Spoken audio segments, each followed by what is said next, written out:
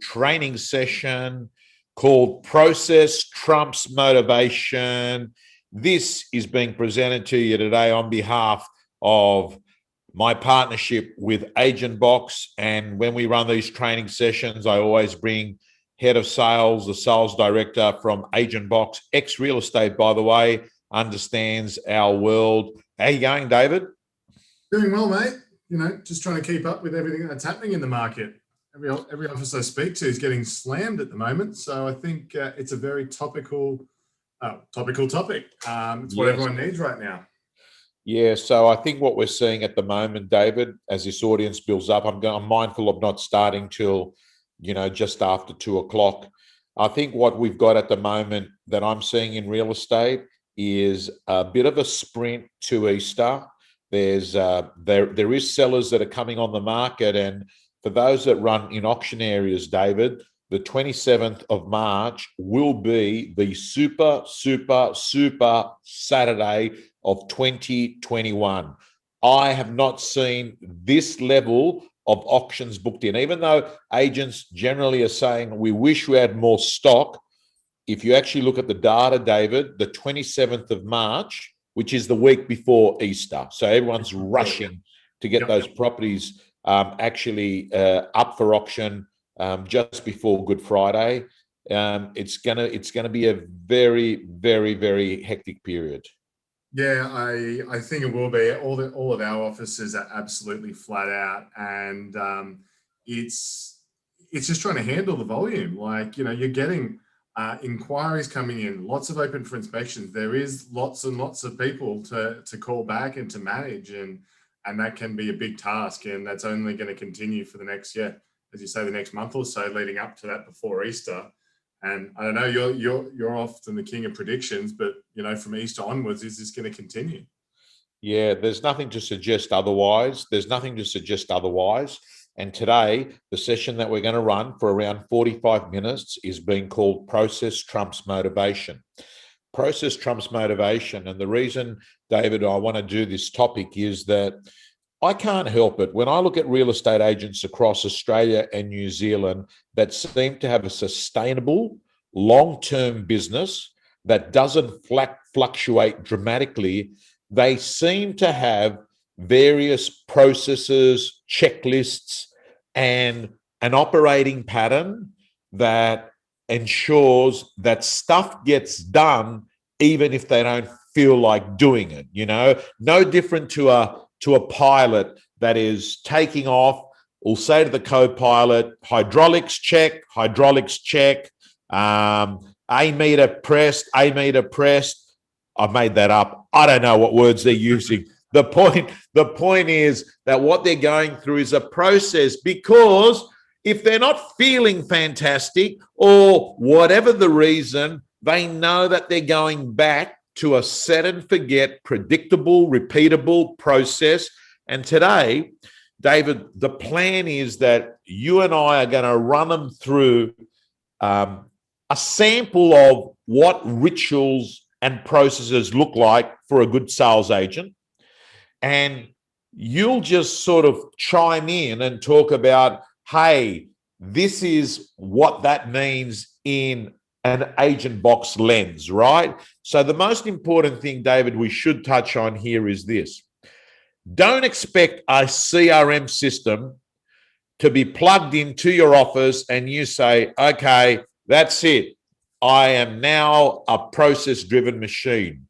You still need to articulate what are the processes, rituals, and habits that take place in the business. Agentbox allows the execution of those to be easier. Did you want to add anything on that? No, I think that's spot on. I do see a lot of agents that are coming to us and they say, I do need to be more process. I need these systems. And often they look for the system to tell them what to do. And yes, there are elements where technology will help guide them, but you also don't want to be doing the exact same thing as the person down the road, right? You've got to have your own USPs. You've got to do things in your own way. So you absolutely need to put your processes into the technology and allow them to happen. And one thing I see that's really common, and it'd be a lovely place to be in, there is lots of people and lots of very successful agents that do this because they can afford to have all the people around them to manage it. You know, they might be a very erratic agent, but they have gotten to enough success where they've got a really good administrator, which keeps them on track and keeps this process churning. That's a wonderful place to get to when I can afford to have my buyer specialist doing this and my administrator doing that. And we saw that with Josh Tesselin just in your conference the other day. He's got a great engine and he's got lots of people there to help him out. Unfortunately, we've got lots of people, I'm sure, listening who don't have all of that, and they need efficient ways to run their process. And I think that's where they need to look at technology to help them out with it. Yes. Okay. So those that are watching on here are both Agentbox and maybe non-Agentbox curious clients. Before we kick off, just a very quick shout out. If you want to actually do more Agentbox work, or if you want to find out what does it cost or does it work for our business, the best way to connect is agentbox.com.au and just do an email inquiry online lead, correct?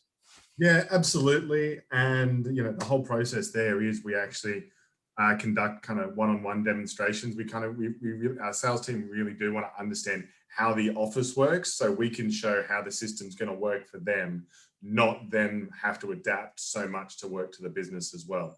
It's got to be a relationship there that's going to help both parties. Yeah. Well, it is. I've got to say to everyone watching, it is the Real Estate Gym approved CRM system. This is the one that we endorse.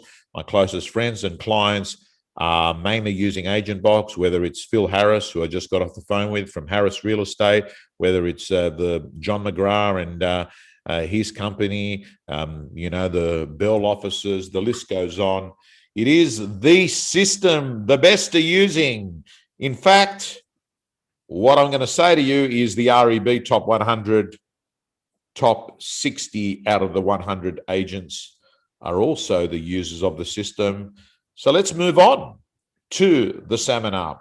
So the first slide I'm showing you up here is, gang, this is what happens when you are an agent that has no process.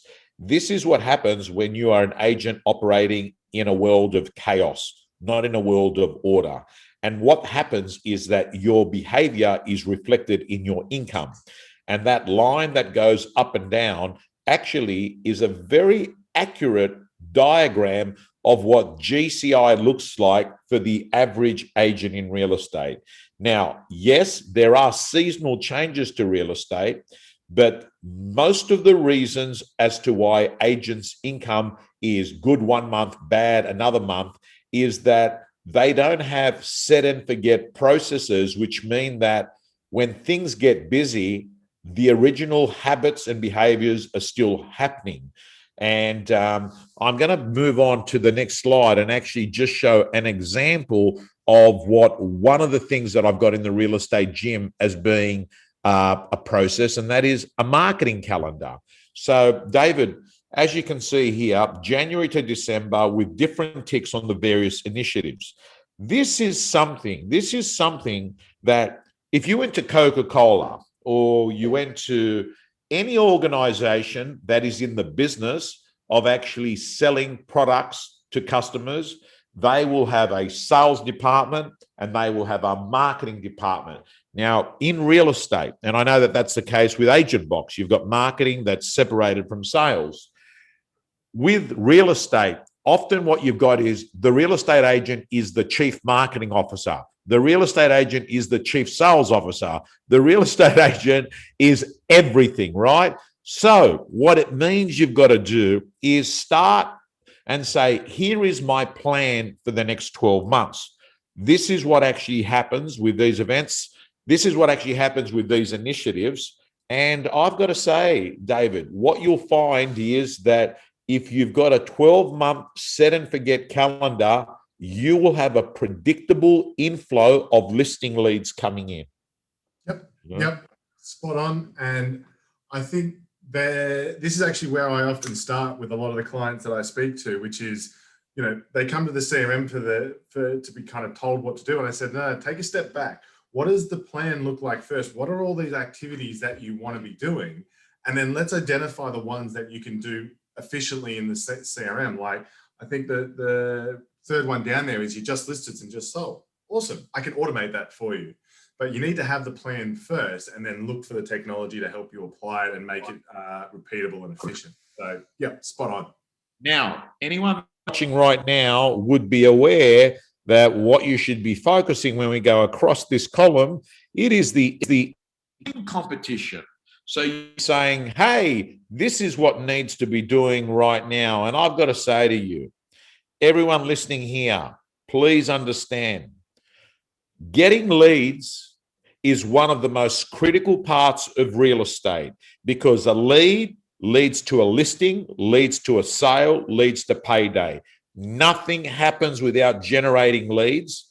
And I'm also going to say to you right here, right now, that lead sources work in combination, not in isolation. They're layered on top of each other.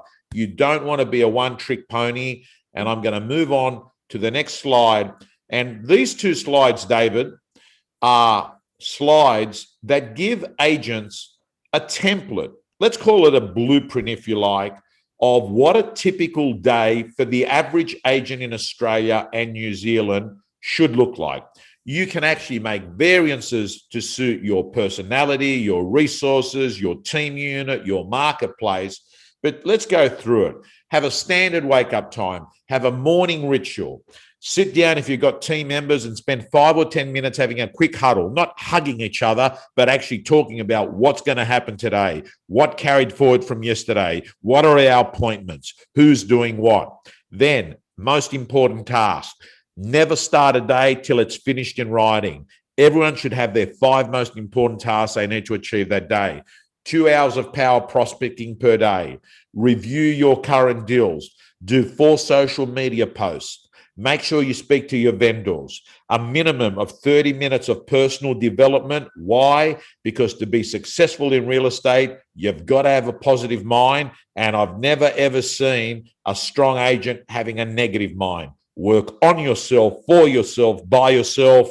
You are the product in real estate. Work on it. And the last one is 3 appointments. Now, David, I'm going to move on to the next slide, and I'm just going to show people what a weekly checklist looks like. Doing a weekly training session, having the team meeting, making sure that every week you block out time in your diary to do projects. A lot of people say, what's a project? A project might be, I'm doing my profile video that I want to upload onto realestate.com. A project might be, I'm actually doing I'm updating my pre-listing kit. Anything that is something that needs you to be allocating time because it is project work. Pipeline follow-up, open home preparation, managing the marketing plan, doing a live stream or a Facebook Insta Live. I do the Sunday night rant. Josh Tesselin does the his market wrap. Whatever you choose it to be, it is your own TV show on social media. Going out there on a weekly basis and updating your product knowledge. What's sold, what's been listed. Then a weekly checklist. Have you done a minimum of 15 appointments a week? That's only 3 appointments a day. Don't get too scared. 3 appointments a day, listing X amount of properties per week, and making sure that you're breaking bread and you're sitting down with people that influence and people that connect you and people that give you referrals and breaking bread with them, or just having a cup of coffee. So, David, they're examples of daily, weekly checklists that agents should have. And I'm going to encourage all our viewers that are watching this or listening to it to actually look at creating their own daily and weekly checklist. Yeah, I'm a big advocate of saying, what gets scheduled gets done, right? And Yes. like if it's a Monday morning and you have an appointment and that is to go do an appraisal, like you're either going to be prepared for it the night before and you're going to rock up in time. But even let's say you're an agent, you've gone out, you've had a bit of a big weekend or whatever, somebody who's not going to rock up to that appointment and do it. You booked in that appointment and you're going to get there and you're going to get it done. I think that needs to apply, and you need to get in the mindset of doing that with all of the various different tasks that you need to do, not just the ones that involve other people. I think the most common way, I should say, where this starts to break down is when they're only making appointments with themselves. The only person that's being affected if they move an appointment is them. So if they can get out of that mindset and say, no, this is booked in, it's been done, I need to do it at this time, that'll help them stick to that routine. Beautiful. Well said. Let's move on back to the slide deck. So our next slide is going to be a slide showing you examples. And all I'm doing is I've taken sample things out of the real estate gym that some agents use as processes. And here's a sample. Shane Beaumont from Western Australia, REI, Western Australia, REWA, Western Australia Agent of the Year, great agent. He's, and the Rate My Agent Agent of the Year in WA. So a great guy, great operator. He's an example of a text message that he sends on selected properties to bring them to a head with an offer on a Saturday. That's an example of a process. Another example is a letter. When you go to a listing, David, and you haven't been successful at signing it up, and you're looking at, hey, what's my next action step? It's this beautiful two-page letter, which is more or less a thank you letter, together with an activation plan saying the minute you appoint me, this is what you're going to get from me, which, by the way, if you really look at it, this in itself is a process. If you look at it, it says I'm going to get the copywriter, I'm going to get the PR company, it's going to go out to our database, we're going to get a signboard erected. All this is checklist stuff. And then I'm going to move on and let everyone know that if you're unsure on what you're doing versus the marketplace average, may I suggest that you go off and do this personal audit on yourself to see what are you like with the main, operating behaviors you need to succeed in real estate. But for me, David, I've just shown the audience here a couple of ideas of templates and letters. And I'd like to come over to you because I think that maybe you can talk about how getting templates into Agentbox makes life easier. I was just thinking of this as you were showing this, and it actually took me back to when John McGrath was speaking at the Real Estate Gym conference last week. And he was talking about people being mindful of where they want to be in the future. What's their growth kind of mindset looking like? Are they just looking at 10% ahead, or are they looking at 100% ahead of where they are now? And I think one of the common things that I see with our clients is that they're often not thinking that far ahead. They're only thinking 10%. Whereas if they're thinking 100% and they're thinking, okay, what's this process going to look like when I have a PA or when I have a buyer specialist? And people are saying, I might not need a CRM now. I'm just going to use Outlook. I'm like, okay, that might work. And you might be able to put that letter template in Outlook. But what happens when your PA needs to come in and they need to send that? Or your buyer specialist needs to do that? If you're getting it into a central piece of technology, then all of the staff are utilizing the same templates. They can process those things for you. I think that's probably where the mindset often differs, which is that the person can kind of do this themselves. They can put it into their activities, but they're not thinking about, well, how can I remove these activities from myself and get them a PA or an assistant to do that? So I think all those people that are around that kind of 250,000, 300,000 GCI, they're just getting onto that cusp where they might be thinking about getting some help. Those kind of templates and getting those standardized is absolutely a step in the right direction, because it will enable that person to come in and start performing those tasks for them there. So I think that's where that's really, really useful. Okay, back to the slide deck and showing you some other resources. And this is something that I think every real estate agent, David, needs to do. This is simple, a process of you. This is a business plan process. And because most real estate agents would struggle to do a 35-page business plan, I came up with the idea calling it the one-page business plan. And you can get this knocked over in about 3 minutes. You go through the steps, they're the process, and at the end of it, you've got a clear listing number per month and selling number per month that you've got to achieve to earn your income goal, which is in step 1. And yes, the year has already started. We're basically, 1-2 months in. Let me tell you, if you haven't done this, do it now. You need to know what your listing and sale goal per month has to be for you to achieve your goal by the 31st of December. I am going to move on to this slide here. And this slide here is just a larger version of the monthly calendar that actually explains the activities that you need to do. And I'm pretty certain, David, that, there are certain things, those that are in Agentbox often use, I think you call it your daily activity list. Is that what you call it? It could be activity schedules, but then that can be done in conjunction with your normal daily activities, which is or your normal ad hoc tasks as well. So there's a bit of both of those there. Yep. Okay.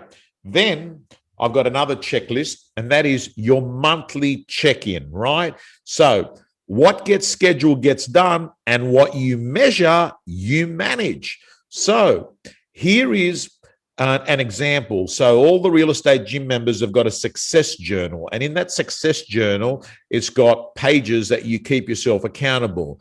Just so everyone can understand what T and A stands for. T is target, A is actual, and then you've got targets each week on your activities, right?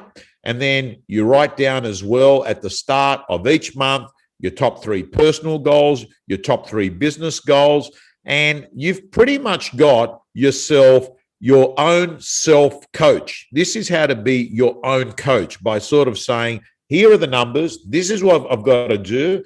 And at the end of the day, David, I've got to pretty much tell you, if a real estate agent is actually mindful of the activities that they've got to do, the results come, because I'm a big believer.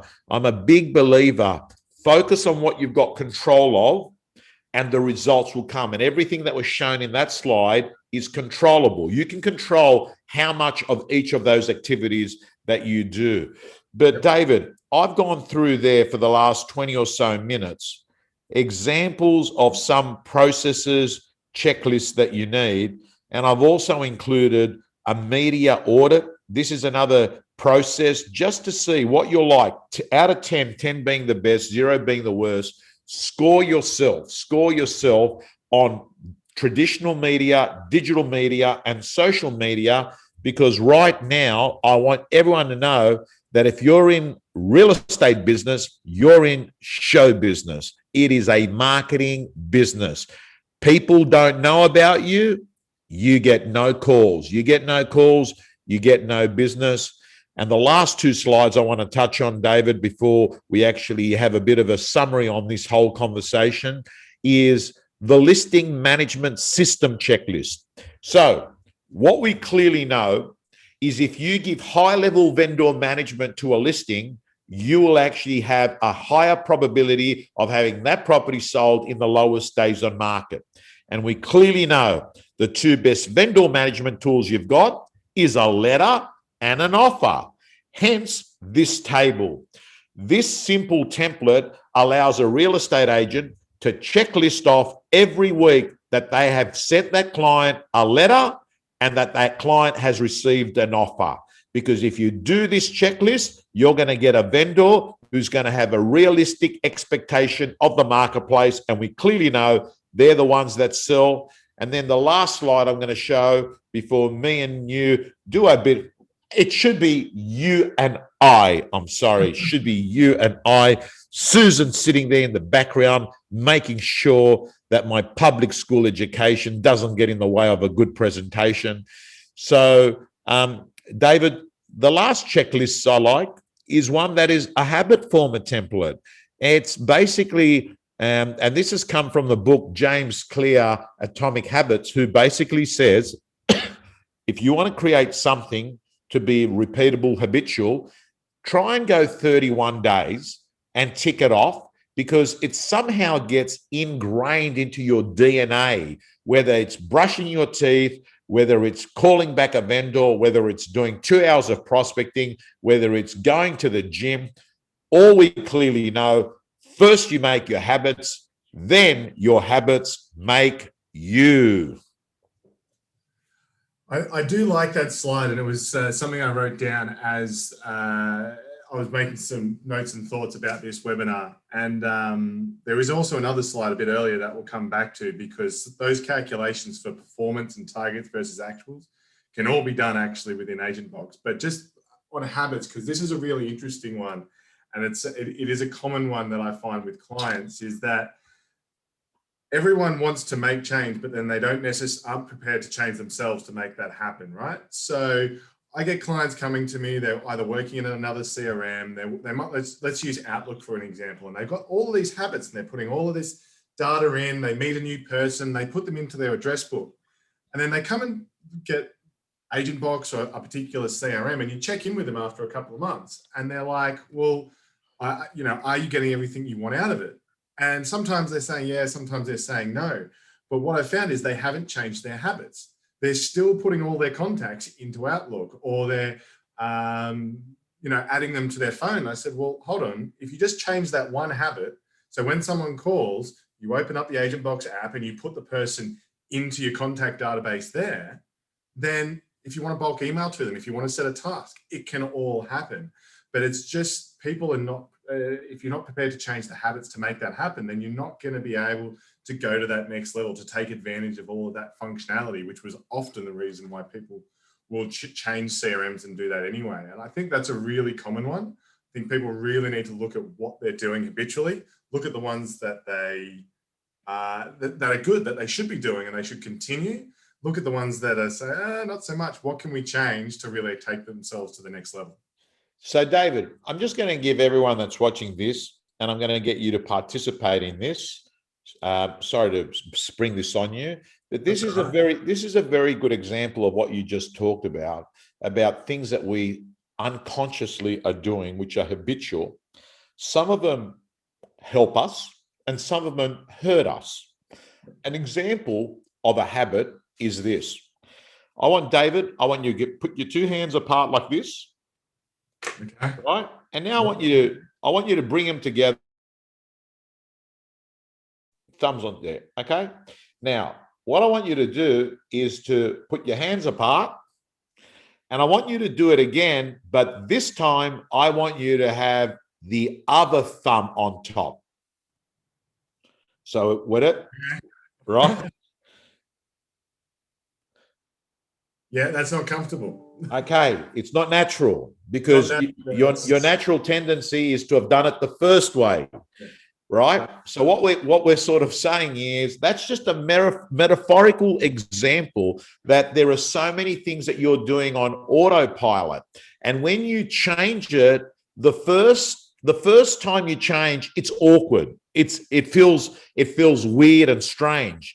And what I'm going to say to people watching this right here, right now, if you want habits to help you and you've currently got habits that are hurting you, be prepared to go through short-term teething pain. In fact, I think the research, David, is the first 7 days are hard.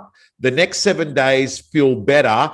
And the last 7 days out of a 21-day schedule, things start to normalize. So be prepared for a bit of short-term pain.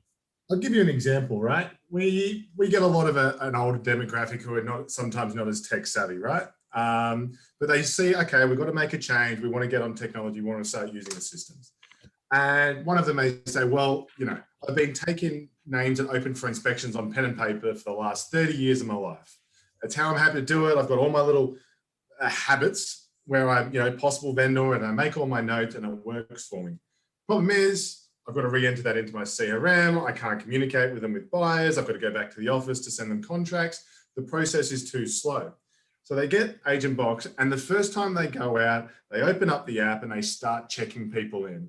And the first time, they're super uncomfortable. Oh, it's such a rush. I'm not used to typing this in on an iPad. There's people in front of me. It was just much easier when I could write it down. But if they get through that first time, then it's a bit better the second time and the third time. And then a month later, suddenly they've saved hours per week because all of the data is already in the CRM. They're automatically sending out emails. But that initial change curve is tough and it's daunting, and you're inclined to go back to what you've done in the past because it's worked. But there is a better option out there. And I think it's that vision of there is a better way of doing things, which helps people get through that initial pain point, those first 7 days, as you were saying. So, Yes. Now, David, let's finish off on this. What got you here won't get you there. Be prepared for a bit of change. Now, before we finish up, I've got a couple of questions that have come in from the audience. Yep. The first one is from Sandra Sharon Jackson. I've been having to deal with these customers during half this webinar. Are we getting sent a recording?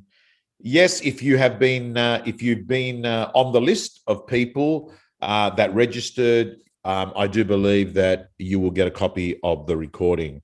The next question, David, is from Jed Dezima.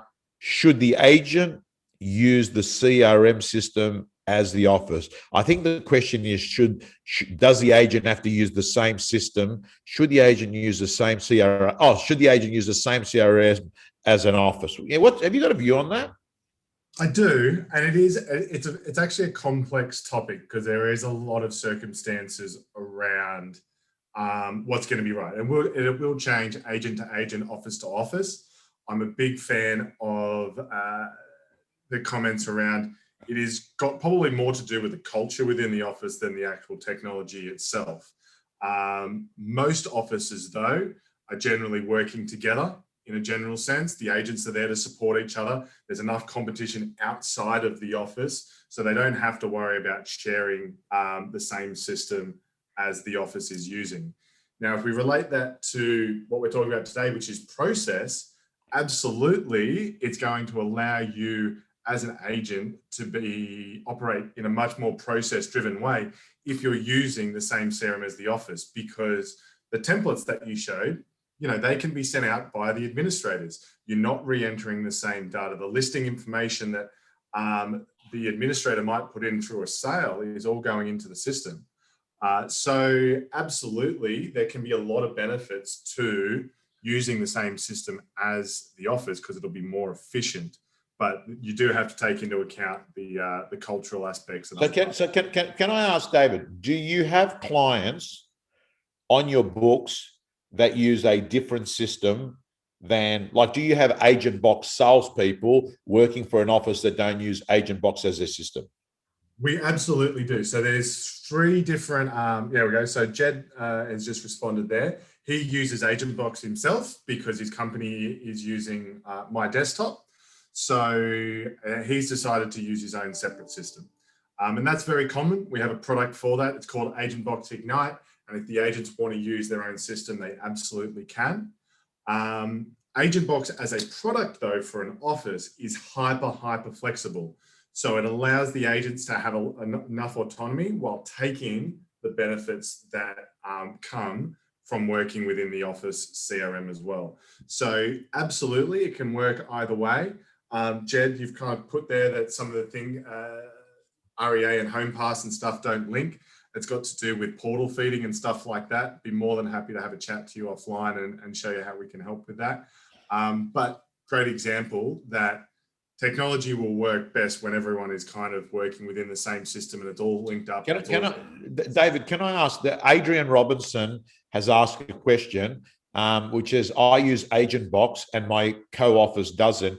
Is it possible to use lead capture module?